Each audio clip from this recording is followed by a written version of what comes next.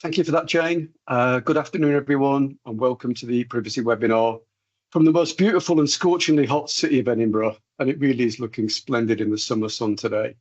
Forget Oasis, who played last night, the Fringe that's on all week or next week as well, and the Edinburgh Tattoo that I've had the privilege of listening to for the last 3 nights from my hotel room. This is the hottest event in town. So I'm Paul Aston, Banking Sales Director at Dufresne. Financial services, our largest vertical, and when Dufresne was originally founded some 15 years ago, NatWest was our sole and exclusive client. Since then, we've grown exponentially as a business, and we've had the privilege of working with a variety of other banks and FSI organisations. However, NatWest remains really close to our hearts, so much so that we still close down every Christmas for our holidays in line with the NatWest furlough. And over that kind of 15-year time period, we've partnered very closely with the bank across multiple lines of business and a variety of transformation and change programs, including ePrivacy. So today, I'm delighted to introduce our speakers, Graham Wood, ePrivacy Program Director at NatWest, Rob Evans, ePrivacy Change Leader at NatWest, and Alina Brown, Partner and Head of the Data Protection Team at Addleshaw Goddard, who coincidentally are also Dufresne's lawyers. Just a quick couple of housekeeping points before we start. Please post any questions in the chat for our Q&A at the end. I've already got some questions from people, and thank you to those people who've reached out already, lined up. If we run short of time on the Q&A, I'll add the rest into our question car park and arrange for all our answers to be posted on the SFE platform afterwards. So with that, shall we make a start? I think I'd just like to open the session with a bit of scene setting from the NatWest team. So the opening point is, how is NatWest tackling ePrivacy and the broader regulatory landscape? Rob and Graham, over to you, please. Paul, thank you. Good afternoon. Good afternoon, everyone. I am slightly worried there, Paul, that you've massively oversold us in comparing to Oasis and the Fringe, but we'll do our best. We'll do our best. How is NatWest tackling privacy? So, as Paul described, I'm the program director for the ePrivacy program, but that program in itself sits within a portfolio of other privacy-centric programs. So we have a group of people that are looking still at GDPR, and I think that just demonstrates that GDPR wasn't a one and done thing. That's an ongoing challenge. We have a team of people that specifically look at the privacy by design element of GDPR as well. And so really making sure that processes and procedures across the bank and products and all the rest of it are aligned with privacy in mind. I think it demonstrates that as an organization, we take privacy seriously. And across that portfolio of programs, all of us have close links with the bank's data protection officer. So we sit in a portfolio of programs. Now, I'm not going to talk at any length about those other 2 programs today. I will talk more about my side of things, which is the ePrivacy program. And I think that I'll probably give more background in a bit, but we have a situation where I think our position was probably 3 or 4 years ago. Our position was uncomfortable with where we were in terms of what at the time was the kind of upcoming ePrivacy regulation. And I know that the landscape's moved since then, but we were uncomfortable with that. We are a large, we're still a large organization. We're still a large bank of multiple brands, lots of customers, varied customer bases. And yeah, I think we felt that the regulatory landscape was shifting a few years ago, and we wanted to make sure we were going to continue to put our best foot forward. And really that's what prompted the ePrivacy program to join that portfolio of other privacy programs. And so yeah, that's really why we came about, Paul. No, thank you very much for that. Thank you very much for that, Graham. It was an excellent intro. So I think kind of talked about GDPR and privacy by design. Can you share some insights on new regulation challenges that's going to be coming up, and maybe we can ask Alina a bit of that as well? I'll probably share a bit, Paul, and I'd imagine Helena will talk about this in more detail than I can. But well, I suppose if we just move back onto ePrivacy, right? So as I mentioned, our position was we were relatively uncomfortable, I'd say, a few years ago in terms of where we were against GDPR and against privacy and electronic communication regulation. I think when we look at Horizon, we've got the data usage bill, which I think has gone through Parliament this summer, and we know that that strengthens the powers under PECA and aligns that to the GDPR schedule. I think we know there are other privacy regulations that we need to be mindful of as a group. There is the equivalent GDPR in India that we need to work out how we address that. We've also got, just referring back to the data usage bill, which, as I said, strengthens the ICO's hand in terms of PECA. There's the ongoing consultation that the ICO have started in relation to that across industry. So as an organisation, we're playing our part in responding to that and understanding how the ICO is going to shape itself in terms of those powers. But as I say, I think, going back to where I started, the organisation takes privacy seriously. We have a collective of people who, over many years now, have become pretty expert in these things. And so, as the landscape shifts, as regulations move on, I think we're probably well placed to address those. That's great. Thank you very much for that, Graham. Really appreciate it. And super insight to understand how NatWest are looking at this at the moment. So, Elena, can I just ask you a question around the key regulatory changes that are coming, especially around ePrivacy and the ICO office, the Information Commissioner's office, and the enforcement trends? Yeah, so as Paul has said, I mean, I think generally, obviously, I think you'd need to have been living in a cave for the past 7 years if you hadn't been aware of GDPR being the biggest regulatory change we've had in the world of data protection and privacy, with penalties, rocketing to 4% of global turnover and putting it as top one boardroom agenda item for most businesses at the time. And that, certainly has built and a lot of the enforcement we've seen around GDPR and, as Paul also mentioned, the PECR, what we affectionately call PECR, Privacy and Electronic Communications Regulations, which are actually quite old. They were a bit of a knee-jerk reaction to these things called emails that everybody was starting to get around about the year 2000. And we're still working with that legislation. So we're working with that legislation, we're working with GDPR, and GDPR is actually relatively young in the sense of a big piece of legislation still bedding down. But what we've seen is quite a lot of enforcement under PECR, and actually quite a lot of enforcement under GDPR in relation to some marketing activities as well, predominantly around transparency. So some very high profile decisions, for example, against Meta, and in relation to things like programmatic advertising, some pretty high profile enforcements as well against the likes of Experian or attempted enforcements. Those of you who follow this area will know that went all the way to Information Tribunal and was a very interesting outcome. But it's just, I suppose, trying to give you a flavour of how this has evolved since GDPR came onto the landscape in 2018. And as Paul also mentioned, it's not stopping. We now have since then we had Brexit. So we have seen very, very interesting position where the UK is starting to diverge from Europe to a point.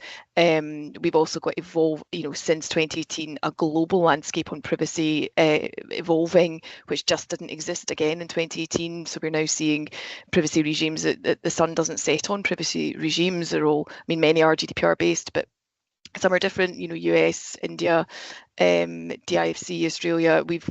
Global privacy has to be taken into consideration.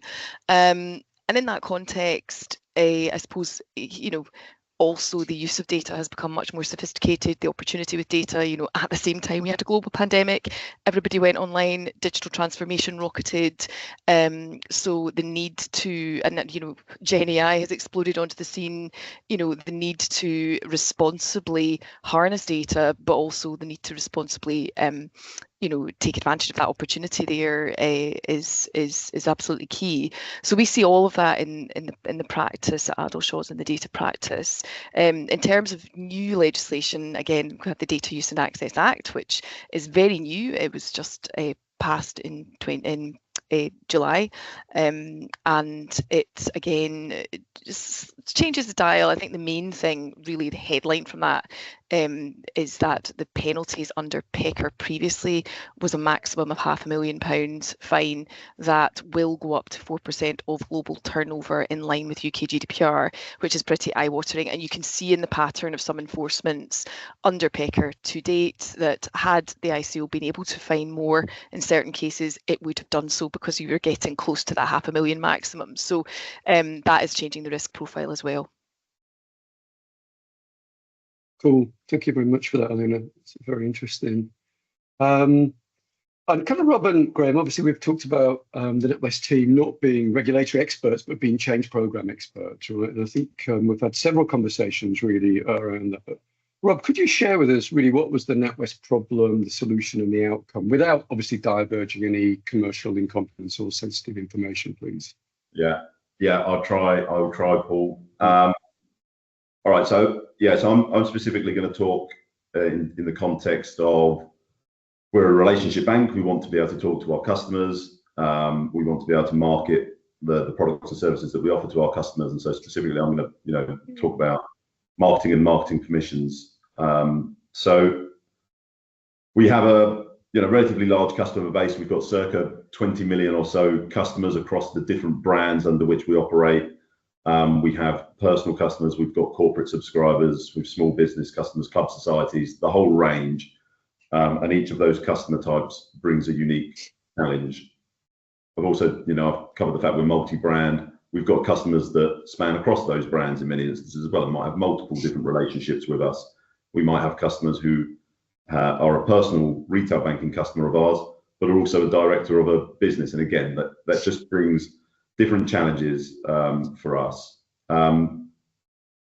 Previously, our marketing permissions had been captured under a lawful basis of legitimate interest. That's fine, but it has its limitations, and we felt it's the right time to test, is that the right way to go going forward, based on, this is sort of 3-4 years ago, what we knew then and what we thought the direction of travel was. We also, in terms of our marketing permissions, had relatively low opt-in rates. Opt-in rates not where we would like them to be in terms of our ability to be able to contact our customers. And we also had processes in place which, not necessarily by design, meant that really we could only ever lose customers in terms of opt-ins. We could never gain. There was nothing really in place for us to gain customers back. We would only lose. All of that then sits on top of a large and complex architecture. That people aren't going to be any stranger to that. As a kind of large high street bank, we have an aging and complex architecture. We have multiple data stores that store this customer data, this permissions data. We would have situations potentially where data may conflict for the same customer from one data store to another. We also have a number of touch points at which our customers can engage with us. So whether that's through old school branch-based banking, whether that's through mobile, whether that's through online banking, whether that's telephony banking, whether that's through relationship managers, there's a number of different ways in which customers can interact with us. And we needed to be able to look at all the different problems and challenges each of those touch points would have. And we also wanted to make sure that we were future-proofing ourselves. So we wanted to make sure that anything that we put in place was looking at the regulatory landscape as was and trying to see if we're going to make changes, is that going to be fit for purpose in the coming years? And yeah, just to try and make sure we were kind of agile going forward as well. So in terms of what we did then, firstly, we wanted to come up with a marketing permissions strategy. So I said before, historically we relied on legitimate interest. We had ideas. We wanted to test those ideas. We undertook a lot of customer research, a lot of focus group and events to try and help us shape what the strategy would look like. And ultimately we landed on a strategy of consent and active choice consent of our customer base. We felt that was going to yield the best customer experience. It gave the best transparency. It was what the customers seemed to respond to in the best way, and commercially we thought that was the best thing to do as well.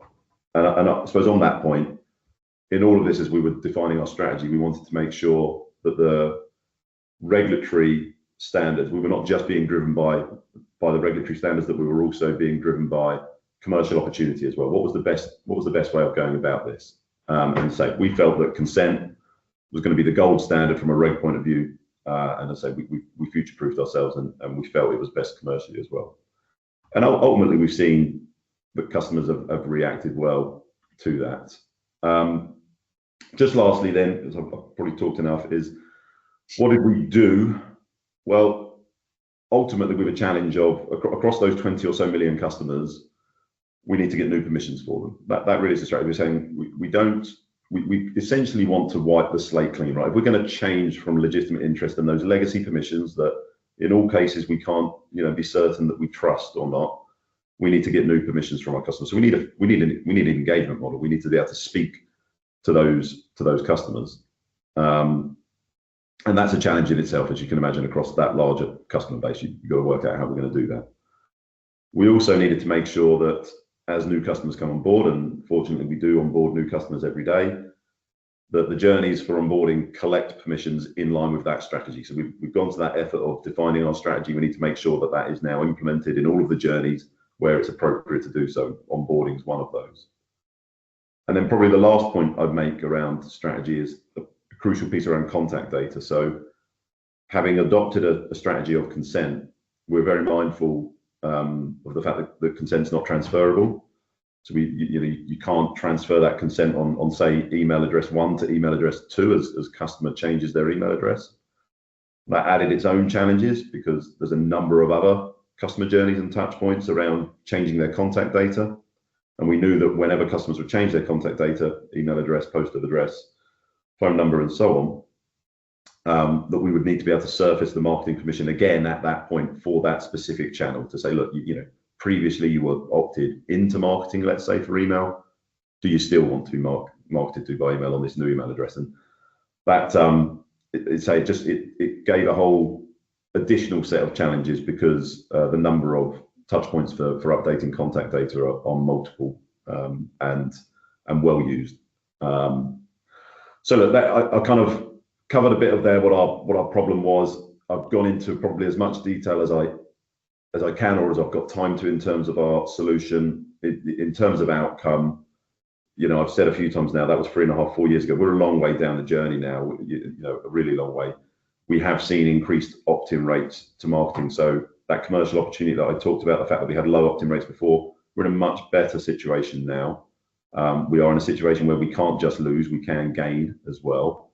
So we have already seen some of the commercial benefits of the work that we've done. And we've also probably just set ourselves up a little bit more for the future. Previously, some of our marketing permission, we talk about postal marketing and stuff. Now, that's not to say we'll never do postal marketing. It's a useful channel sometimes. But there are new channels now. We used to look at push marketing as an example. We didn't have any ability to use that as a channel previously, and we now do. And we've got the right architecture and the right permissions in the background to enable that. So yeah, so that I've maybe whittled on too long, Paul, but that hopefully gives you a sense of the problem, the solution, and the outcome.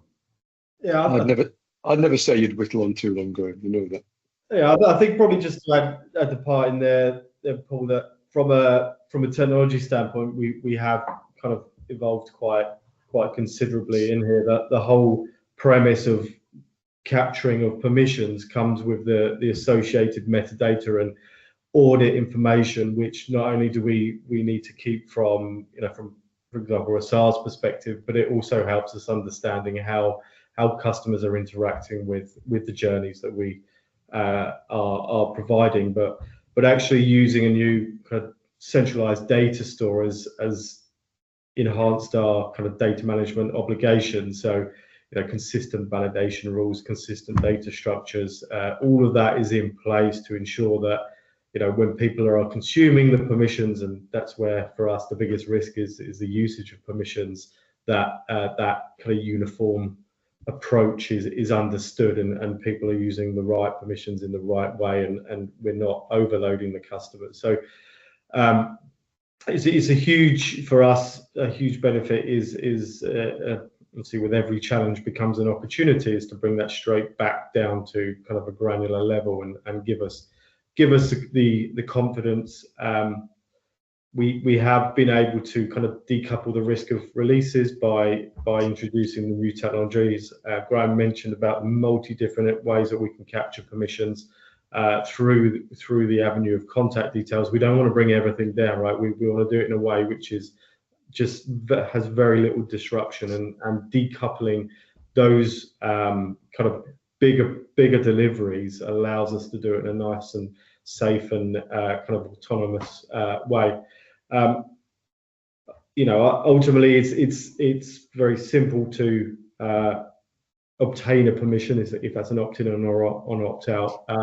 I think it's even easier to kind of lose it. So we just want to make sure that data which is provided by the customer is safe, it's secure, and it's used in the right and appropriate way. So the necessary kind of checks and balances are in the back end to make sure that we are understanding the kind of the behaviours and the obligations that we set ourselves up from the very start to make sure we consider. Yeah, thank you, Robert, and thank you also, Graham. It really is fascinating to hear insight from world-class banks such as NatWest as to how you're executing the program from a perspective. So really superb. Elena, any comments you want to make on some of the work that the guys are doing? Yeah, I mean, it's as you say, it's great to hear what you guys are doing in such a kind of strategic and privacy by design way. I mean, as you can imagine, in private practice, we see all sorts of different situations involving data. A lot of the time, we're auditing businesses who are wanting, to create a product, who are growing, who are maybe not necessarily in the position that you guys are. And it's always great to work with businesses like yourselves who are, I suppose, strategic about it. And I suppose some of the things that jumped out to me there were, well, for a start, the review ahead of the legislation coming into place. That's really important because of the size, the sheer size of what you're dealing with. So in one sense, some people might look at an organisation like yourselves and go, well, of course, they've got all the resource under the sun, but you also have the challenge of everything that you mentioned, Graham, the multiple facets to the customer relationship, the multiple brands, the architecture that you've inherited or has been in place for a long time.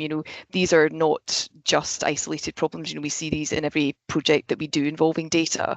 And as legislation evolves, as customer expectation evolves, and as technology evolves to enable you to do things with data that you need to do, and frankly, your customers are going to start expecting, you need to do that analysis to make sure it's legitimate. And I suppose the broader comment I would make, because I think sometimes people see data lawyers as just, you say no to stuff. Actually, a lot of what we do is about enabling the value in a responsible and compliant way. And if I'm being honest, from a personal perspective, it's the most enjoyable part of the job, because if you get involved at that start point, you can really help with determining the right strategy. So yeah, I mean, lots to comment on there, I think, in terms of things that resonate with us in the broader practice. So certainly things like, the consent versus legitimate interest. I'm sure there's people dialed in today who are having this conundrum right now. If they're interested in this area, it's probably one of the most commonly asked questions we get, and sometimes actually a legitimate interest or soft opt-in based approach might be the appropriate way to engage, depending on your business aspirations. But more often than not, especially with a multi-brand, multi-product business, you do want to have some sort of engagement through consent. And as the methods of obtaining that consent through privacy centres become more sophisticated and better, the outcomes become better as well. So so I think there's a lot there that resonates. But Paul, I'll pass back to you because I'm in danger of taking over. And also some background noise coming in from the street as people are enjoying the lovely weather outside. Thank you for that. I mean, we appreciate that. I couldn't hear any background. I'm in a university student accommodation. There's way more noise here. Party going on next door. So I think we've kind of finished the kind of the meat of the talk, and thank you all three of you for your insight. Truly fascinating. I just wanted to move on to a couple of Q&A, if that was okay. So I think the first one, very close to my heart, Rob and Graham, how are you using data to track the success of the ePrivacy program? Yeah, so it definitely comes as multiple approaches here. So first of all, visualization, front and center is bringing in the kind of the analytics side of things to understand how we're looking from your basic opt-ins, but also it's understanding ultimately the performance of journeys, and not only do we, as we kind of mentioned, is to optimize those journeys and understand the customer kind of behaviors as they go through and what works for them, but also we kind of see them as making sure that we're not dropping out in any ways, that there's no issues with the process, that things are happening as we kind of expect it. So there's both the elements of the kind of the visualization, but also, at the heart of everything we do is understanding and ensuring that we can trust those permissions. So it's creating specific rules, it's bringing that data in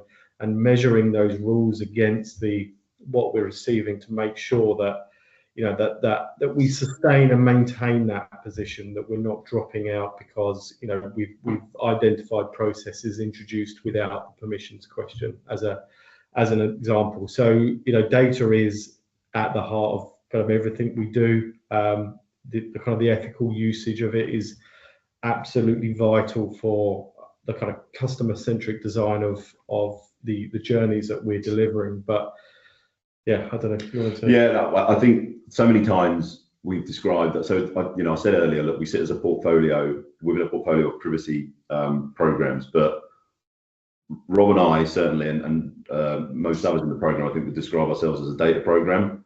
Now, whether that's because Rob and I, our background was in data and we're not ready to quite cut ties with that yet and describe ourselves as privacy professionals, it may be that. But I do think we're very much a data-centric program for all the reasons Rob outlines. And I think that, I referenced the strategy and the customer research and the focus groups and so on that led us to arrive at the strategy. But the strategy was arrived at sort of 3.5 years ago. And it would be foolish of us to assume that strategy is always right. And we have made tweaks and adjustments based on data, based on how customers, it's one thing to do some research on, 20, 30,000 customers, whatever. It's quite different to put that live in front of 10 million customers. You might get different results. Yeah, absolutely. And we have had to adapt. Not significantly, I wouldn't say, but we have had to make adaptations to the journeys and the way in which customers go through the user experience, what it looks like. Do we want to ask questions in a particular way? That's all informed through the data. I always, I'm frequently telling people we measure everything, because we pretty well do, and we're constantly tweaking and making changes as a result of that, just to make sure it's the most optimal experience. And I think probably the only other thing I'd maybe add on that is there may be an assumption, right, that everyone's on board with this, right? That the bank as a whole, we've made a decision, we're going to change our strategy. This is what it's going to be. We're going to amend multiple different touch points and customer journeys, and everyone's on board with that and loves that. And that's not always true. There's sometimes people have conflicting views. For example, if you're moving to a world of active choice consent and saying, I don't just want to say, click here if you wish to opt out. I might actually want to say, no, I want you to click to opt in to different channels. For some people across the organization, that will say, well, that's adding friction to my journey. But I don't really want you to do that. I don't want you to add those questions in. You're making my customer's life more difficult. You're making it take longer. All of those things are anecdote and perception. They only become real when you see it with the data. When you measure the data and you measure what actually happens, how the customers actually behave. And that's, again, the type of insight that Rob and his team provide, and they say it's always been informed by data throughout the program. That's great. Thank you very much for that. And that point of I suppose you can't manage what you can't measure is really, really important, right? So measurement is key to success and understanding how you change your strategy. Appreciate that. Thanks very much for both of you. Very quiet on the questions, audience. Luckily, I've got some from previous. So, real interesting one from me is, I think probably to both of you, but also to Elena as well, give some insight on what's the biggest challenges or lessons you've learned in the privacy journey, and how have they really shaped your approach to going forward and adapting your strategy, for example? Oh, that is a good one, Paul. So the biggest learning. Yeah, what's your biggest learning? Because you've been continuously learning throughout this 3-4 year journey, right? So what's caused you the biggest challenge, and then have you kind of tried to overcome that without breaking any commercial confidentiality, as we've always said, guys? For me, probably the biggest learning is how much customers have an emphasis on trust in the kind of data controllers. I think that was really key, and understanding as we went through the kind of the very early part of the program, the kind of the focus groups around what were their reactions to the way that permission questions were presented. And I think probably Helena, you mentioned it earlier in the call that GDPR is very new in comparison to a lot of the other regulations, and it's certainly from my perspective, it's the way that customers and the way that we all have reacted and adapted since the regulation comes in is that kind of more than anything, people just want to know that they're in control of the data that they pass over, and if you can demonstrate that, then that relationship does grow considerably stronger. And I think that some of the stuff that we measure as part of the program has really kind of highlighted that from our perspective. Mm-hmm. Yeah, I think maybe one thing from my point of view, I would say, again, I'm coming back to the strategy again, right? And thinking that where we went with active choice, consent, and opt-ins, right? We have opt-ins by channel, by what channel do you want us to communicate with you, and then to a degree, what content do you want us to talk to you about as well? And I think that it's foolish, I would say, to always assume that granular active choice is always going to be the right answer. I would say there's a sweet spot. What I really mean by that is you can't have a menu choice of 15 questions on a customer journey, because they're going to get bored and you're not going to get the results that you want, and customers are going to drop out. So you need to balance the kind of the user experience with what you want from an organizational point of view in terms of the granularity of the level of consent that you want. And I said that the strategy evolved, the strategy's changed. I think we probably made a couple of missteps around that, and I think we've resolved them. And back to the point around data, it was all proven through data.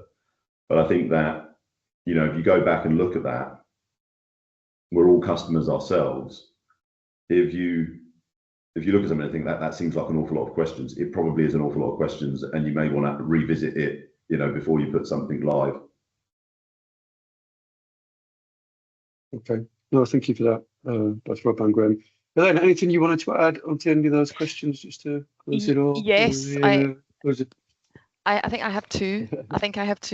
The first one is probably on a similar theme, but by far the biggest mistake we saw at GDPR time, businesses making generally, not just in financial services, was knee-jerk reacting. And knee-jerk reacting to, we've got to get consent in place now, and asking for the wrong consent, or not asking for it granularly enough, or in a way that was adaptable and versatile. And I suppose picking up Graham's point there about asking for too much, and then people just going, ugh, too difficult, I'm not even going to engage with this. Or, for some businesses, and I appreciate for a multi-brand business, the consent approach is the right approach. For some businesses, it won't be. For some businesses, it will be. a soft opt-in if all you're doing is wanting to promote similar products and services under your own brand, and that's all you're ever going to want to do. Why on earth would you go out to everyone and ask for consent and have effectively 5% of your marketable database when you could have continued on the basis of that? So I think that was big mistake number one we saw being made, and what has been happening since then really is we've seen a sort of backpedaling of some of that, and people reviewing their strategies and being a bit more tailored. And hindsight is a wonderful thing. Obviously, we didn't have all the guidance then that we do now, and it continues to evolve. And I think, I suppose, the second biggest mistake I would say that we see is more in a value and M&A type context, when, and it's perhaps less for businesses like NatWest and more for you, when SFE membership comprises lots of growing and new technology businesses. And by far the biggest, and it's actually really surprising, and the ICO has commented on this as well, by the way, is the number of tech businesses that are in the data space that don't properly assess the privacy aspects of what they're doing. And these days you will not get away with that. If you're trying to have an exit and your business is a data focused business and you haven't thought about the detailed stuff like, if we anonymize this data set, can we actually use it? Do we have a lawful basis for doing things? And we see deals going off because of that factor. We do see it. In the olden days, you wouldn't have seen it to the same extent, but we do see it quite a lot now. So that, I cannot emphasize that enough. And I know it just sounds like a plug for legal services. That's not what I mean. It's about having that kind of privacy by design approach, ideally internally, from the start. So that's my tuppence worth. Paul? Thank you for that. And no need to applaud for legal services. Clearly, you need data services before you need legal services. Just joking. Absolutely. Yeah. So doesn't seem to be any more questions, but if people want to stick anything in the chat later on, just let us know. No problem on that. I'll arrange for all the answers to be posted on the platform afterwards. Is anything in there? I can see one. I certainly see one at the bottom, which is, you got one. Talks about drop-offs. Do we see any drop-offs in opt-ins due to issues, scams being sent via email and text? Oh yeah, I think one from Jane. It's quite an interesting one. Yeah.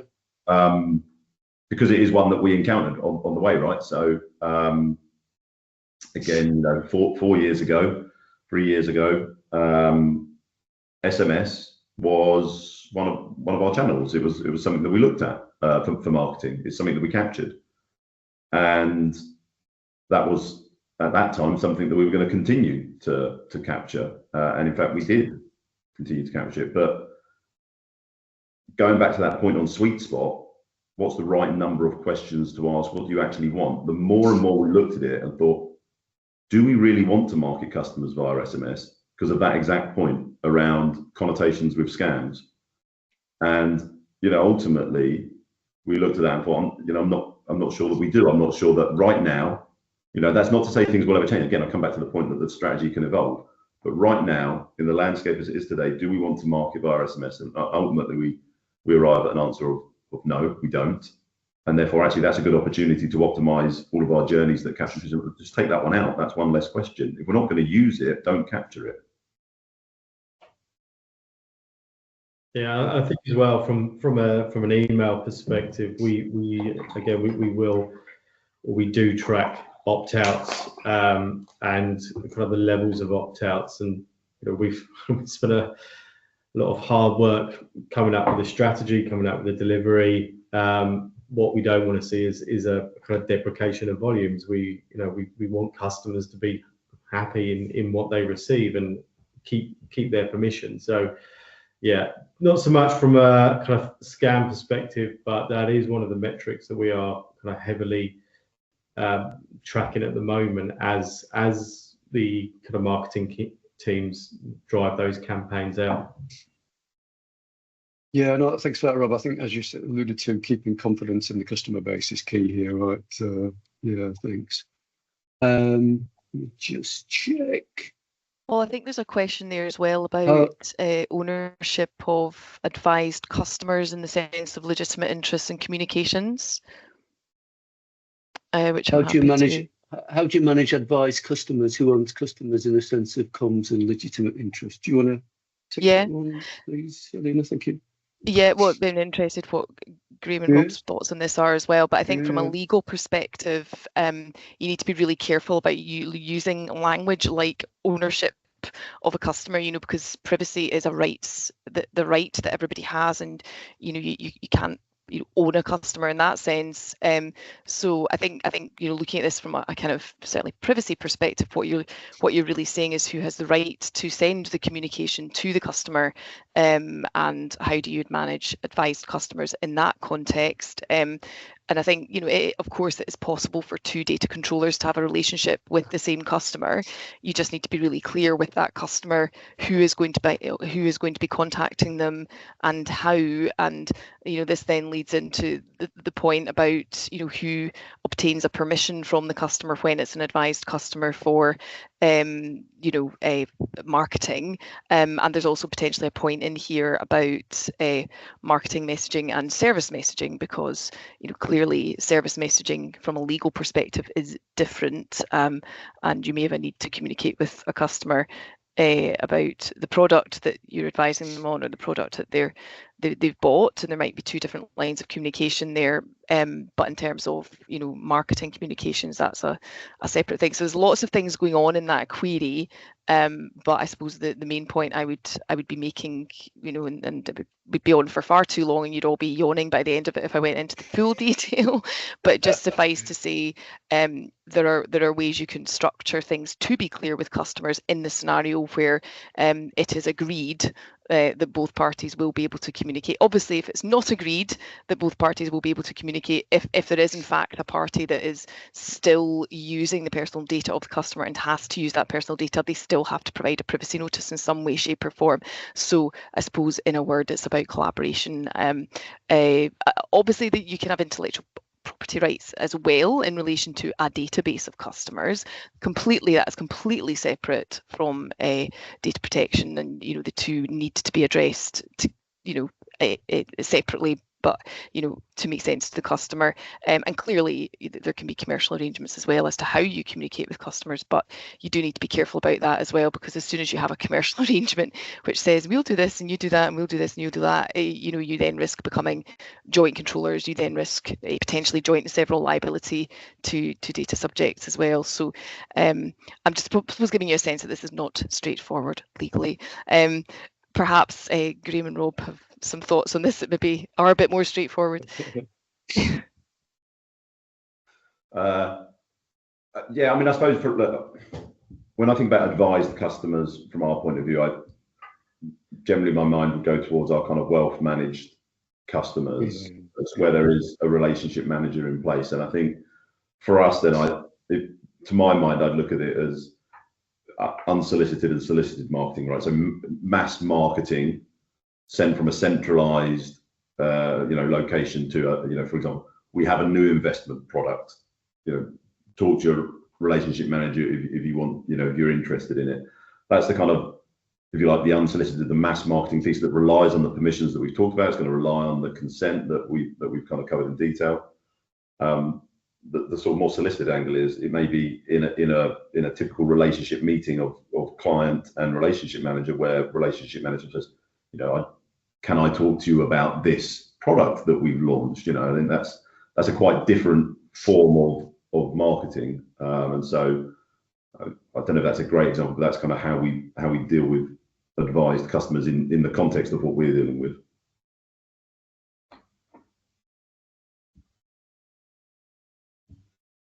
Thank you for that. Thank you for that, Alina.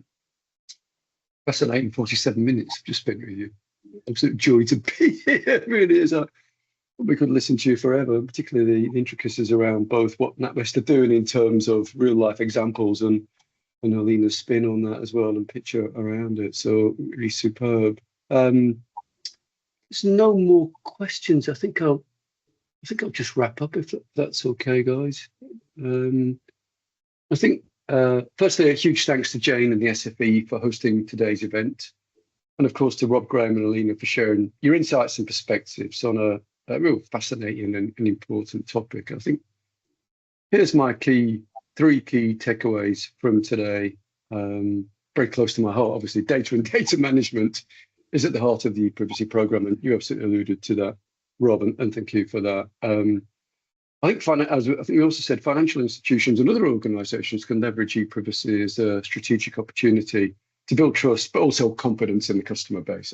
That's very, very important.